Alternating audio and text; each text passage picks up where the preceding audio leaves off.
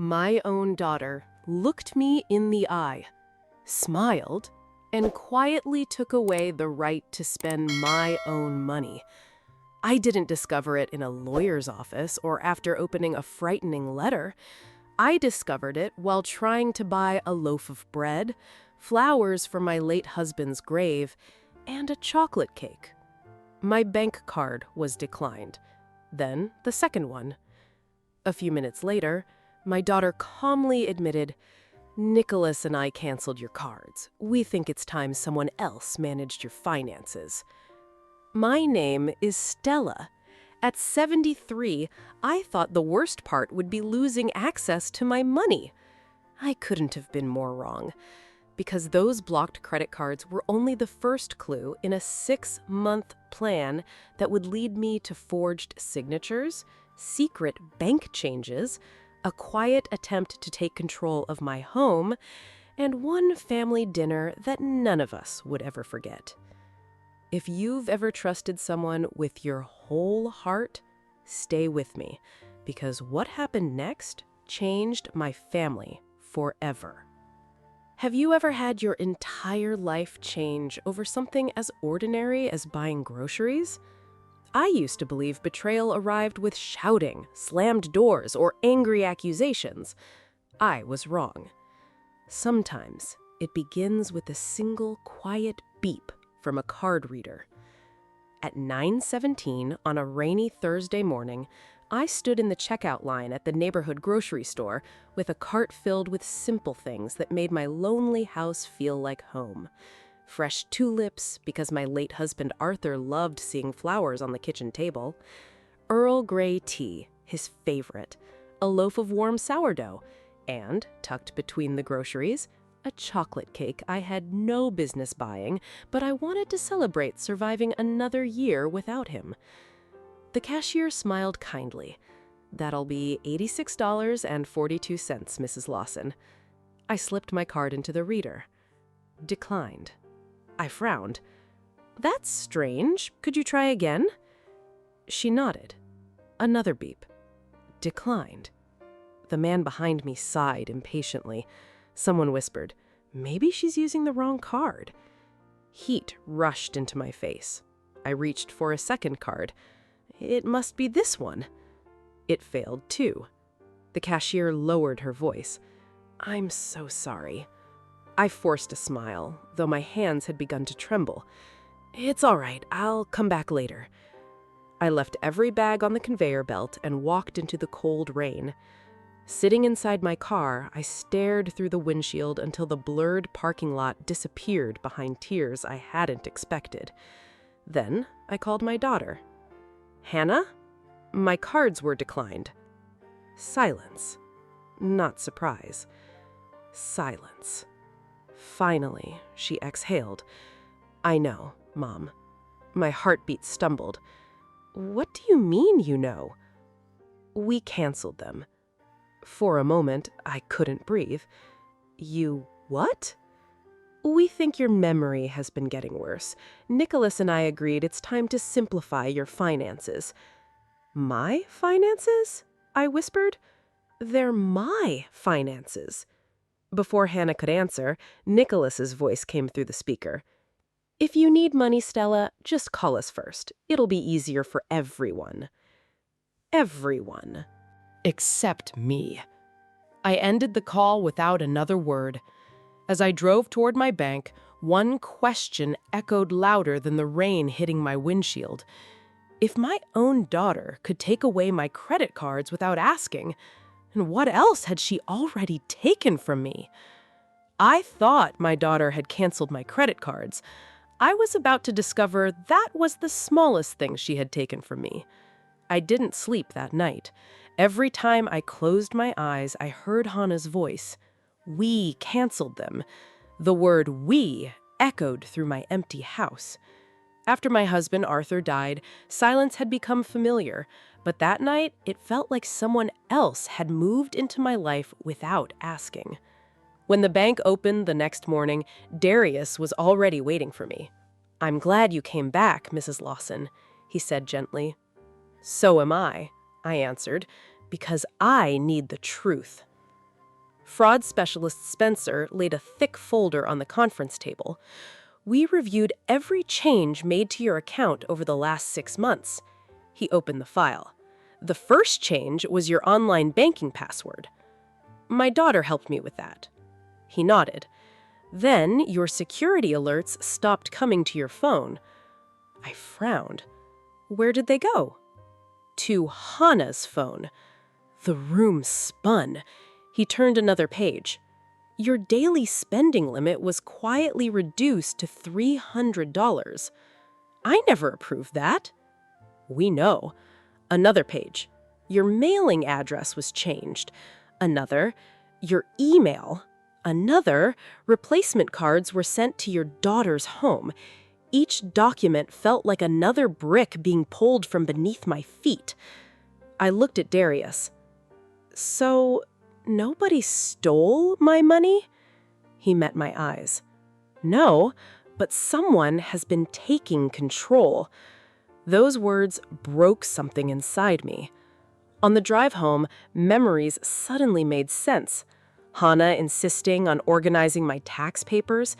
Nicholas asking how much was left in my retirement account. Questions that sounded caring now felt like someone quietly measuring the walls of a house before moving in. That afternoon, I visited my attorney, Richard Parsons. He studied the forged authorization forms for several minutes before removing his glasses. Stella, these signatures aren't yours. No. Then he asked a question that froze my blood. Has your daughter mentioned assisted living? I stared. Twice. Richard slowly folded the documents. I've handled cases like this before. My heart pounded. What kind of cases? He looked at me with painful honesty. The kind where financial control comes first and declaring a parent incapable comes next. I left his office shaking. As I pulled into my driveway, I looked at the little white house Arthur and I had built our lives in. For the first time in 40 years, I wondered if someone was already planning a future where I no longer lived there. Have you ever smiled at someone while your heart was breaking? That Sunday, I did exactly that. It was the hardest performance of my life because the people I was pretending to trust were my own daughter and son-in-law. Richard's warning echoed in my mind. Don't confront them. If they think they've already won, they'll stop hiding the truth. So, when Hannah called and said, "Mom, Nicholas and I are bringing dinner tonight," I answered with a smile she couldn't see. I'd love that. When they arrived carrying lasagna and a warm apple pie, they looked completely relaxed. Hannah hugged me tightly. "You look tired." I didn't sleep much. She exchanged a quick glance with Nicholas. "Have you remembered to take your blood pressure medicine?" "I've taken it every morning for 14 years, I replied calmly. She laughed. "I'm just checking." Just checking. Another innocent phrase, another quiet reminder that they no longer saw me as the woman who had raised them. During dinner, Nicholas leaned back in his chair. "We've been thinking about the house." I looked up. "What about it?" "It's a lot for one person. Maybe it's time to consider something easier." "Easier for whom?" I asked. The room fell silent, and Hannah quickly smiled. "Mom, we're only trying to help." I nodded as though I believed her.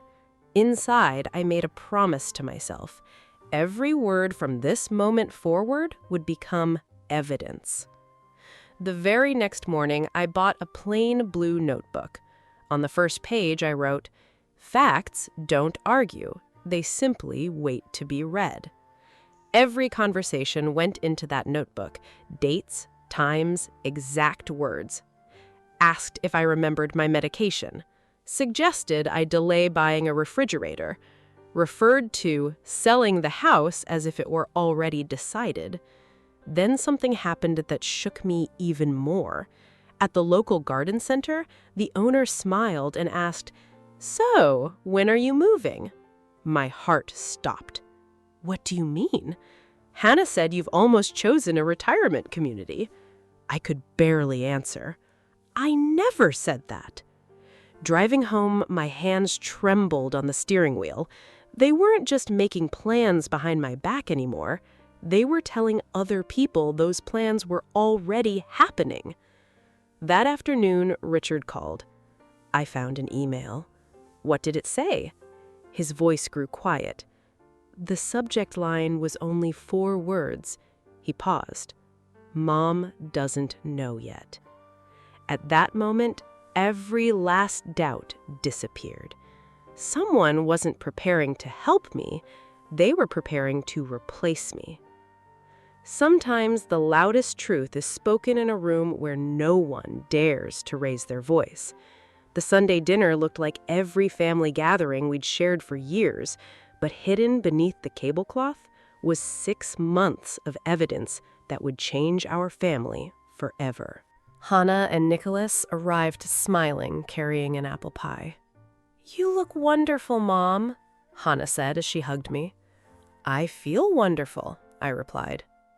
She had no idea that every chair around my dining table had been placed there for a reason.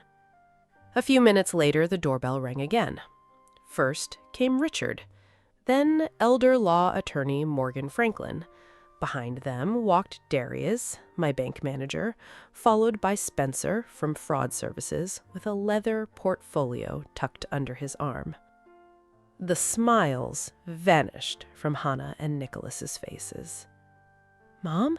Nicholas asked nervously. "What's going on?" I answered calmly. "We're finally having an honest family dinner." After a few quiet bites, I stood up and placed a thick blue binder in the center of the table. "This," I said, "is the story of the last 6 months."